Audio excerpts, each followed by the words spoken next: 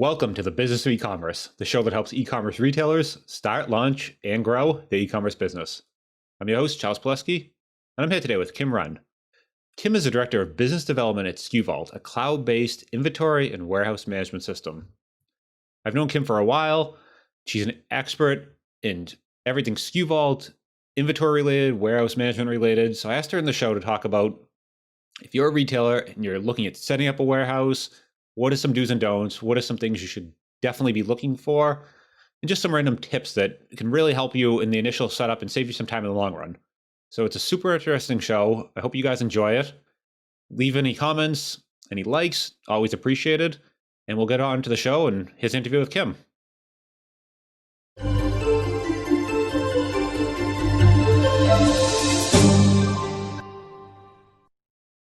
So hey Kim, how you doing today?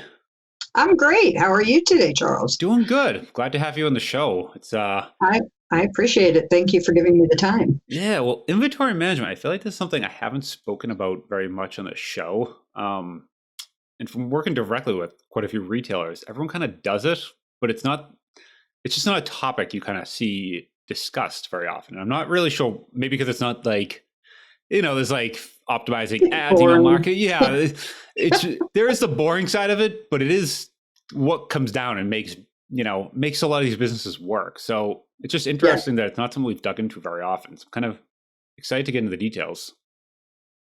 So Director of Business Development at SkuVault. SkuVault is a WMS, right? Warehouse management system. We're WMS with IMS and WMS built together.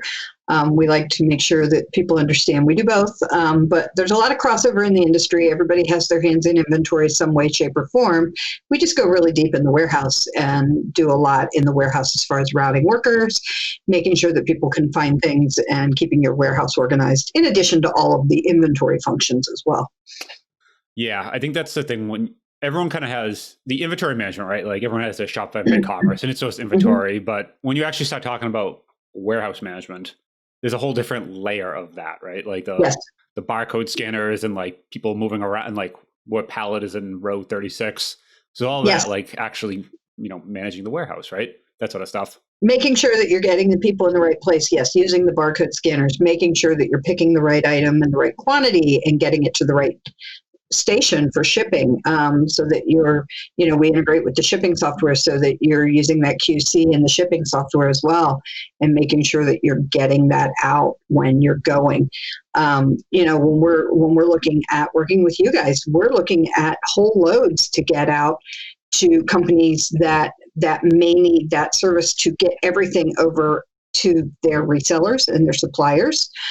So there's a lot of different ways that SkuVault is involved in the back end. Basically, if you need to find something, you need SkuVault. Yeah, it's definitely one of those things. Once you basically go to, outside of inventory management being like some boxes in the corner, you actually, when you start talking to new retailers about setting up, so let's say someone doesn't have a warehouse right now, they're doing, they have some. And I had this one point where in the e-commerce side, and I had an office partner, and I would literally stock stuff in our office. And at one point, the boxes were so high they were going to tip over and like crush us. And he's like, you have to stop. So like, at what point when you're talking to a retailer and they're like, all right, I have that box problem, they're going to tip over and flatten me one day. I want to move into a proper warehouse. Like, what do I do next? What do they kind of look at from there? So when you start looking at, I need to get into a warehouse, so I think the first thing you have to do is you have to identify what is a warehouse. In e-commerce, we can be dealing with people who are operating out of a basement, a garage, a bedroom, all the way up to somebody that's running maybe 500,000 square foot warehouse and everything in between. So what is your warehouse? It can be anything. It's anything that holds your inventory. And what do you do when you need to start setting that up? Well, you need to organize it. You need to be able to find things.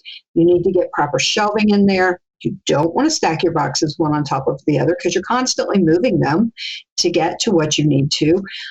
You want to make sure that you're getting good organization set up, like shelving, set up in rows, and set up with locations and making sense logistically out of what you're doing in that warehouse. So if you're looking at a warehouse that's a few thousand square feet, maybe you're looking at like a 10,000 square foot warehouse, you're going to have several rows of shelving. And you're going to want to name those and give those locations. So you have row 1, 2, 3, 4, whatever. And then you start naming shelving, and then you're putting items in there and you're putting them on your shelf. But what you want to think about when you're doing that is what kind of picking you're doing as well. Because the example you gave of where you're stacking things up, usually what you want on those top shelves is that overstock, the items that you don't have to get to all the time. You want your eye level to be your picking area, and you want your very low and your very high to be overstock, overruns, extra items, slow movers, whatever. But you want to make sure that you start out with that good organization, setting up areas in your warehouse for your shipping, for your receiving, for your returns, making sure that it's organized in a way that once you get it done, people can find things. And it's not all in your head. We see that a lot with small business owners where they're building things and they start out in their head and they don't put it on paper, and they don't get a system and they don't get things set up right. And then they need to hire somebody, and now they're in the middle of a system with no way to explain it to somebody. So start early with getting everything set up correctly and getting it in your warehouse correctly, and look for those proper ways to get that warehouse set up. Today's episode is sponsored by Drip. Drip is the world's first e-commerce CRM and a tool that I personally use for email marketing and automation. Now, if you're running an e-commerce store, you need to give Drip a try, and here's why. Drip offers one-click integrations for both Shopify and Magento. There's robust segmentation, personalization, and revenue dashboards to give you an overview of how your automation emails are performing. One of my favorite features of Drip is the visual workflow builder. It gives you a super easy way to build out your automation rules visually and see the entire process. It lets you get started quickly, but also build very complex automation rules. It's powerful, but also easy to learn, unlike a lot of email tools that offer the same type of automation. To get a demo of Drip today, you can go head over to drip.com/BOE. That's drip.com/BOE. Now, onto the show. When you're saying receiving, so do people usually have, like, what is the process when you're checking in new products? So a container comes in, like, and that day is always like the hectic, crazy day when, like, you're trying to get stuff off probably somewhere that's basically blocking everything onto a rack. Like, what kind of happens? Is there any kind of best practices there? They can have. I mean, it really depends on the size of your operation, I guess. So if you're looking at an average size operation, maybe a small business that's doing, say, $4 million a year, $5 million a year, somewhere in that area, generally they're going to have a receiving area set up. So, and hopefully they have a receiving dock, so that when things come in, those trucks are easy to empty and easy to get into the warehouse and to get off of the pallets as well, or at least get the pallets in there easily. If you have that area set up, then it becomes a little less chaotic because it's sitting there. And you're over there with your scan guns, we hope, and you're using your scanners to receive everything. If you're using a system like SkuVault, then you can pull up your purchase order and you can see what was ordered, and you can start receiving against that purchase order.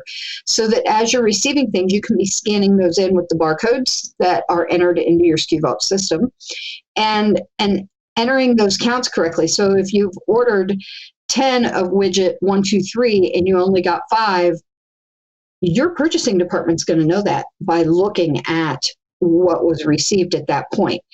And as a business owner, sometimes you don't necessarily want your receiving department to see what you ordered. So there's ways to hide that. And there's ways for you to allow your receiving department to just receive against a purchase order without them knowing exactly what was purchased. And why those are is that, really, actually? Why would you not want them to know? What would be the reason behind that? some companies have trust issues. Okay. And so they get worried about whether their receiving team is going to receive things properly, if everything's going to go in the warehouse correctly. Are they going to stop counting at 10? Are they going to get very concerned when only 8 come in and it was 10? Because you do have those people that like to overperform as well. And, oh my God, we ordered 10, we only got 8. I have got to take this immediately and go talk to purchasing. Great. That's wonderful. But right now your job is to be receiving this entire pallet, and let's get that done. Let's get that in the system, and then let's hand this off to purchasing, and let's let them do their job so that they can follow up with it. So there's a lot of different ways and reasons why people might not want their receiving team involved in what purchasing was doing.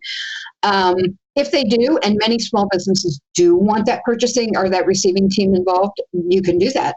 And then they are comparing and they're looking and they're making notes as they go through and saying, we didn't get these, or we got them damaged, or, we got an overrun. And maybe you have an agreement with your supplier to get overruns. Many suppliers do sell that way. So your agreement might be that you order a minimum of 100 of something.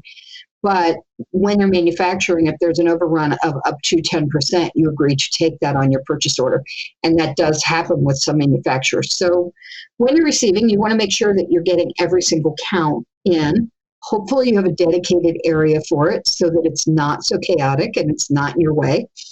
If you don't, then obviously you want to get it received as quickly as possible and get it put away.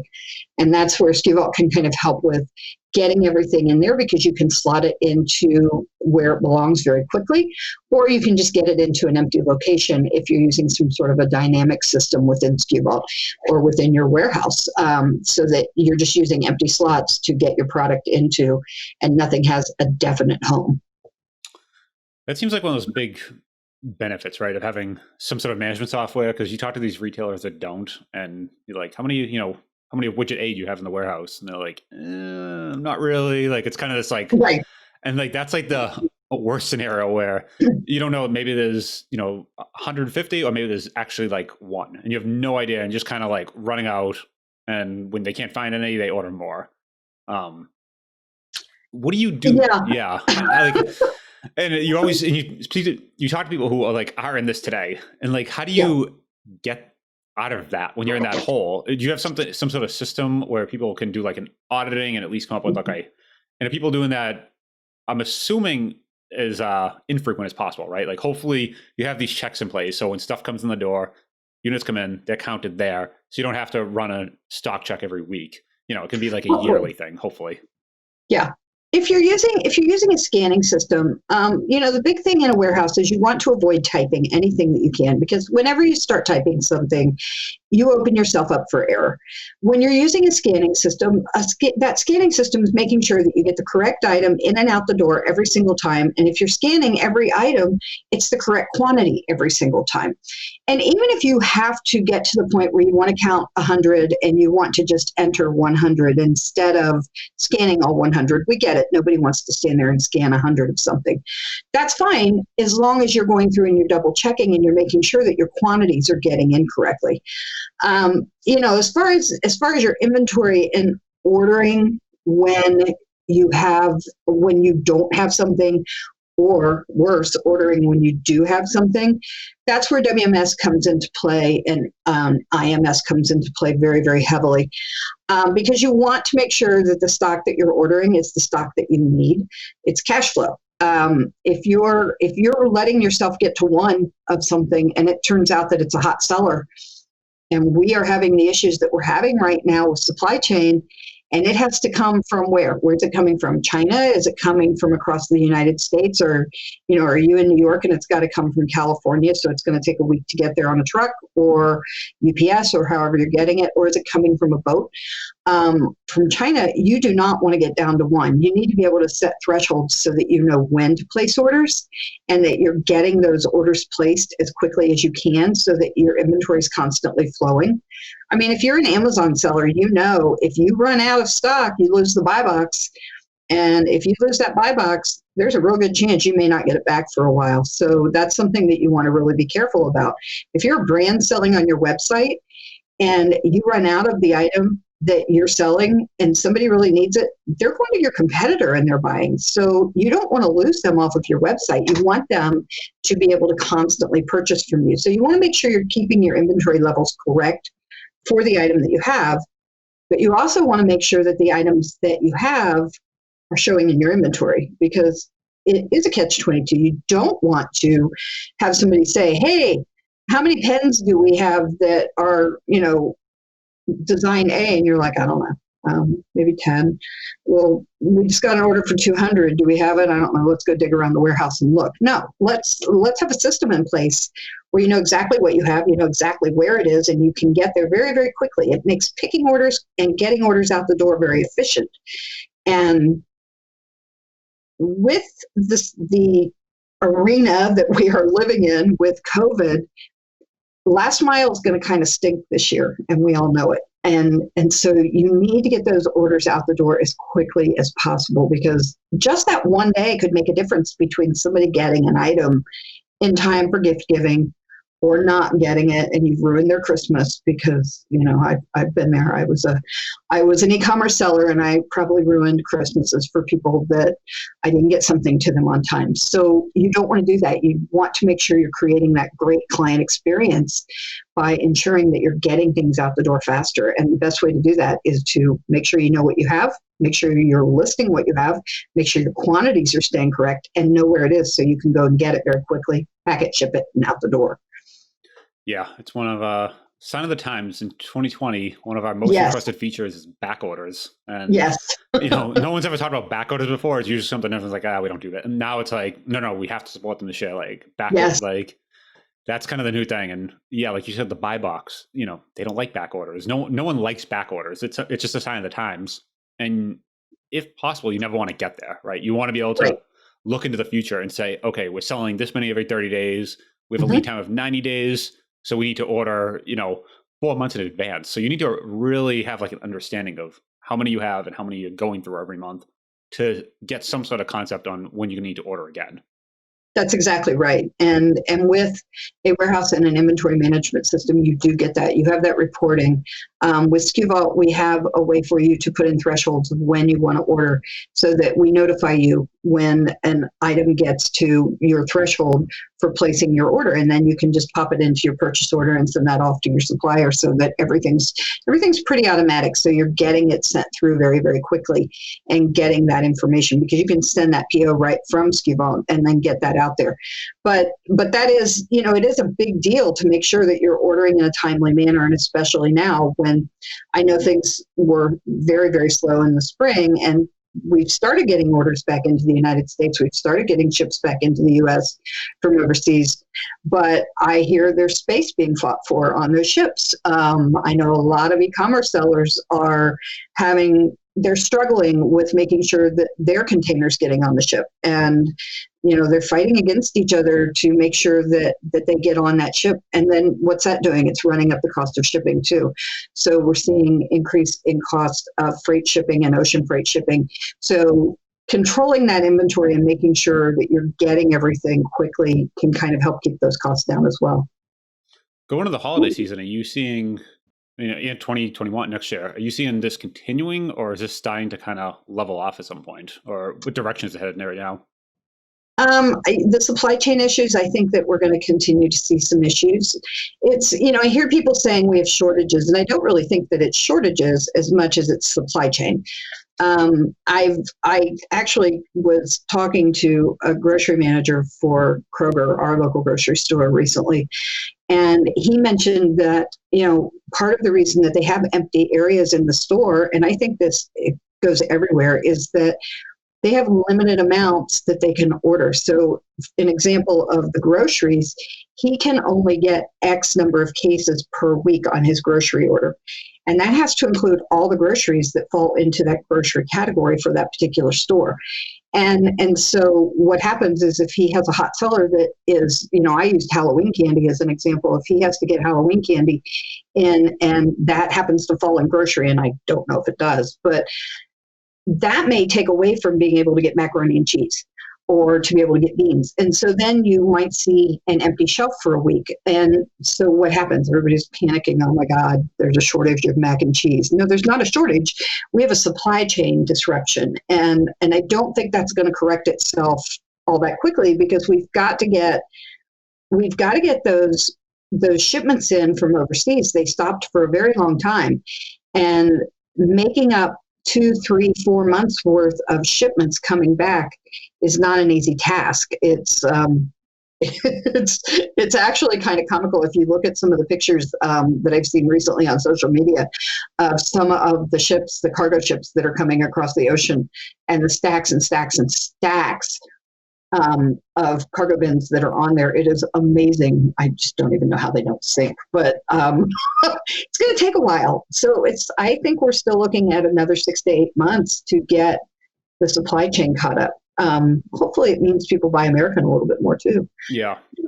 Yeah, I think the lead time is really the thing, right? It's just the lead times have gone, if your lead times are 2 months before, now they're 6, 8. The number, you just need to look so much further into the future. And you can't just be saying like, looking out the window at the warehouse going, oh yeah, it looks like we should order some more today. This needs to be like well planned, you're planning out in the spring, you're planning out the fall now. It's a whole different thing. So right now, you should be thinking of spring of next year. This isn't. You really should. Yeah. Christmas this year should have been planned for in June. It's already said and done at this point. Yeah.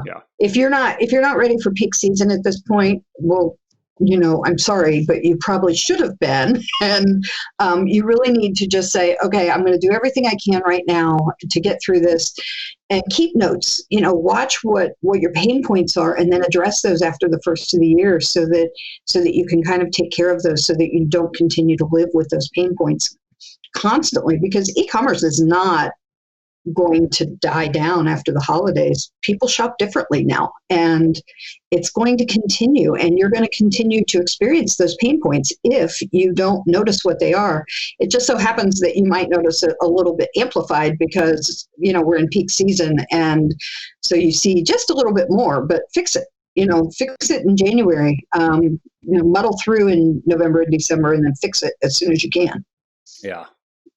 Have you ever seen, and we work with a lot of dropshippers here that kind of have this model where they don't carry an inventory. So like initially they go in thinking like no warehouses are bad. But then you kind of run to this thing where, well, I do get some returns. I got to do something with them. So you stop basically creating your own, returns warehouse. And then at some point you see, okay, maybe, XYZ product, they're running some sort of promotion on that. I can get that at a great deal, but I have to buy minimum quantity of 100 or 500 units. Okay, let me pick up a few of those. So you start almost like slowly becoming a warehouse as a dropshipper. Do you ever kind of see this model, and like, is there a way to kind of make that transitional easier? Because usually that's like the awkward in between where you didn't ever plan to actually hold inventory, but somehow now you're looking at your garage and you're like, I can't park my car anymore. What do I do? I think there is. I think it does go back to getting organized in the beginning. And I do think a lot of businesses, and especially e-commerce businesses, start that way. They start out with the drop shipping model, or they start out with that just-in-time model where they're ordering and then just getting it in. And that model's really screwed up right now. Yeah. So, if you're operating on just-in-time right now, you probably are experiencing a little bit of angst and a little bit of worry. So that's difficult. But I think if you're going from dropship, and I think a lot of companies have I think it's a hybrid. I think it's a little bit of everything. They do some drop shipping. They do some self-fulfillment, and maybe they do some just-in-time as well. I know when we operated our e-commerce business, we did all three. So we actually warehoused our hot sellers and anything that needed to go out very quickly. We always made sure that our stock levels were kept correct, and we got those out quickly. But items that we needed to sell that were not hot sellers and we're just going to take up space in the warehouse, we often just drop ship those directly from our manufacturers or our wholesalers. And we just set up those relationships so that they could take care of that for us. And as we got into less of the drop shipping and bringing it in and more of the warehouse, it was a pain point, because we did have to figure out how to operate a warehouse and how to organize a warehouse and how to set it up. Thankfully, in our case, we had a warehouse manager that had done this for a while. So that helped. And we had experience in large warehouses with machines and selling machines. We were also an authorized dealer for an inventory type machine. So it helped to know what the nuts and bolts were to go in. But I think that a lot of people don't get that. And even today, occasionally when I'm out speaking and I go to like conferences where you have smaller sellers, something that I hear that people, it blows their mind when I talk about it is I have this speech or this thing that I do called Don't Play Hide and Seek with Your Inventory. And I start talking about how to create a location within your warehouse, and it just blows people's mind that they should have a location. And it's such a simple thing because it's just an area on your shelf where you put a tag and you've called this shelf 3 and section A, and it's just an alphanumeric code that you're putting in there, and you're saying, okay, now I have section 3A, and all that means is it's the third section of shelving, and it's shelf A on there, and it's in aisle 1, so maybe on 13A is now my location. So setting those up and knowing that scheme and how to set that up is really a big deal. A simple Google will help people understand. Just Google how to do it. And it does help you. Why is that such a big deal? It helps you know where everything is. No, I get it. To me, it's just second nature to do it. But it helps you know where everything is. Even if you're not using a SkuVault type WMS, even if you're operating off of a spreadsheet, you need to make sure that you have a location, because how do you know where anything is? Even if every piece of inventory that you have is in a bin, number your bins and give them names and numbers, and not just names and numbers, but give them locations. If your garage is a 4-car garage and you're using it as a warehouse and you have a bunch of bins in there and you start numbering them 1 through 50, and you need to get into bin 38, well, where is it? So, tape off areas and name your areas in some way, shape, or form, or put up shelving and put shelf tags on them and make some sense out of it by saying aisle 1, aisle 2, aisle 3, aisle 4, shelf 1, 2, 3, 4, going down your rows and getting your sections. I personally have a small business still that sells on eBay. I just sell stuff on eBay. It operates out of my basement. And I have a full warehouse system set up for my basement. So I have literally, people are always floored. My husband runs it, and people are always floored when they look at it because we have aisles 1, 2, 3, and 4. And then he's got everything named, but he knows how warehouse management systems work. So he set it up, and we know where everything is. When we have a sale, he can pick that item, and he can have it off the shelf and over to his shipping area in a matter of 20 or 30 seconds. It doesn't take any time. There's no searching for it. There's no delay. And when you're coming back in off of that drop shipping type scenario that you were doing, or you're going to create that hybrid, you got to organize it. You got to figure out where it's at. You got to know where it is. And because before you know it, you're going to go from having 10 products to 200 products. Yeah, that's the thing, right? People are thinking, and when it's all in your head. When it's 1,000 square feet and you can just sit there and you can view, from your chair, you can see the entire warehouse. You kind of get a sense of, okay, that's all those are over there. These are on the side. It's easy. But when that 1,000 goes to 10,000 and you're out sick and you have to get in some seasonal help or anything, and you basically are just now like traffic copping people around the warehouse saying, no, you go there, and you spend your day doing that. It can get boring real quick. It can, and you one of the biggest mistakes that we see small business owners make is that they don't want to. They want to do everything themselves. They like to be the master of everything, and often they aren't. But they've created all these great processes for their business, but they can't grow it because they're the only ones that own those. And so it's harder to hire somebody because you didn't write your process down. You didn't organize yourself well enough to start with. And so what happens if you want to go on vacation? Who's going to do your shipping? Are you just going to shut your warehouse down while you're gone on vacation?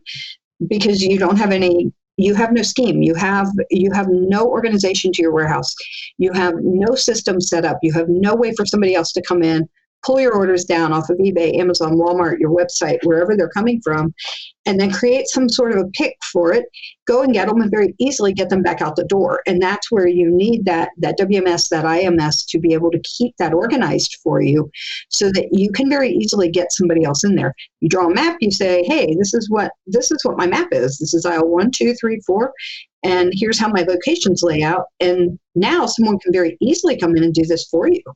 Yeah, and that's a good way of thinking about it. Even, and maybe it's only twice a year, right? It's your busy season, it's Black Friday, the holiday. It's one of the times where it just, you can't do it, right? And you need a Right. way of just like, let's print out the pick list and let's just hand, and and for people who haven't seen them, you get this pick list. It's literally like a roadmap of Yes. go here, pick up these 3 things, put them in this bin. And you basically just can, and some of them are organized based on like, you do this and then there's steps. And by the time you get to Right. the end, you've done everything, you turn around and you're pretty much done. And you keep taking them and just going off and doing these little routes around the warehouse. And you come back and drop them in a box and there you go. And once you generate those, you can just print them out, hand them to someone else, and they can just do a lap around the warehouse, come back around, and just keep doing that until they're done. Without Yes. that, you're pretty much just like, poking around in boxes. You're kind of peeking in this box thing, and I don't know. And then you're like looking on the top shelf, and that's like the last place you want to be when you come to like, the holidays on Black Friday or just any time where you're Yes. under the gun and it's late and you have to get them out, and the UPS guy's coming at the end of the day, and you're like sweating. So Well, and when you look at it, from a scaling point of view, when you start getting into those where you're shipping out 500, 1,000 orders a week, you not only need that roadmap because you need for your people to be able to find your things, but you need to be able to route your workers. You don't want to create bottlenecks within your aisles. So if you're running a warehouse that has, I don't know, maybe 20 aisles, you do not want all 4 pickers going down aisle 1 to start your day. So you want to be able to create pick lists in a very smart manner. So you want that intelligence going into creating that pick list and very easily saying, okay, let's start this one here, let's start this one here, and let's start this one here. And then you want to snake them around the warehouse. You don't want them running all over the place. You want to make sure everything's going in order. And a lot of that goes back to your initial setup. If you're setting up your warehouse right to begin with, your warehouse management system or even your shipping system or whatever you're using to create that pick list is going to help you be able to create that a better way. Because with SkuVault, you can set that up so that it takes you in order. Or you can set that up so you may want to set your pick list up to pick all of your multi-order items first and then put all your single item orders second. Or maybe you want to pick all of your hot sellers first. Maybe you have one item that you ship 200 of every day. And so you put those items on its own pick list. But you need to be able to have an intelligent way to create those pick lists to get people out into the warehouse so that you're moving them around and not sending everybody to do the first section of shelving, the first row of shelving, the first section of shelving, and the first shelf. Because now you got, 3, 4 people standing there trying to get into the same thing. Not a good idea, not a good spend of time. So, yep. I like it. This has been super helpful. I think a lot of folks don't realize this is just something. This is one of the few things where you should lay the groundwork, I would say earlier on, right? There's some things where you can over optimize and it's like too much. But like when it comes to the warehouse, like you can really start small and it actually helps at the small level. Just it does. Knowing what's there, checking returns back in, knowing, okay, we got a few things in, and at least having that inventory. So it's not just in your head and you're not manually going back to shop by and like keying it in. You can actually just check it in. There you go. It's all automatic. And then it just kind of grows up with you as a retailer. So as that 1,000 goes to 10,000 square feet, ideally, right? You can just kind of expand the warehouse, expand what's in the warehouse, and it kind of just keeps growing. It really does, and I think it's really helpful. I've been with SkuVault a very long time, so I've been there since startup days, and many of our early customers who are still with us. They may have been they're a small family business. They didn't have aspirations of growing to 30, 40, $50 million a year. They want to be able to support their families on this. And they're doing it, and they started with SkuVault when they first were getting their business going, and maybe they were operating out of their garage and they moved into a small warehouse. But they've stuck with us because it's important to have that. They've grown with our features. But they were so thankful when they started with us early, and they made sure that they got that warehouse set up and that they got those basics in there. And there was somebody to kind of guide them and say, hey, this is how you should set a warehouse up. This is what it should look like. And give them a little bit of guidance on making sure that they're getting everything in there correctly, so that we're telling them, go barcode your warehouse. Go put those barcodes on your warehouse so you can very easily scan that barcode right there on your warehouse shelf. And you're doing everything very quickly and very easily, and then it makes it easier to grow. or it makes it easier to just operate and not grow if that's what your choice is. But again, you can go back to taking those vacations. You can take a day off. Your kids can take over your business for you if that's what you want it to be, or you can have grandma come in and do some shipping, whatever works. Awesome. It's a good place to end it with grandma doing the shipping. So if people want to, thanks you for coming on. If people want to find you, kind of learn more about SkuVault, we'll put some links anywhere you'd recommend or anything you guys are currently working on. We are currently working a little bit more. We have just released some more serialization. So people who are electronic sellers, take a look at us again. We have a way for you to drill down to a single individual item and make sure that you can track all the way from, those cases coming in to that one iPhone that's going out. You want to make sure you know which one went to Susie over in Peoria, because we've got that serialization in there now. I think you'll see a lot more on that and on lots and on first in, first out next year. So we're excited. Awesome. All right. Thank you very much for coming on. Appreciate having you. Thank you. I appreciate it too.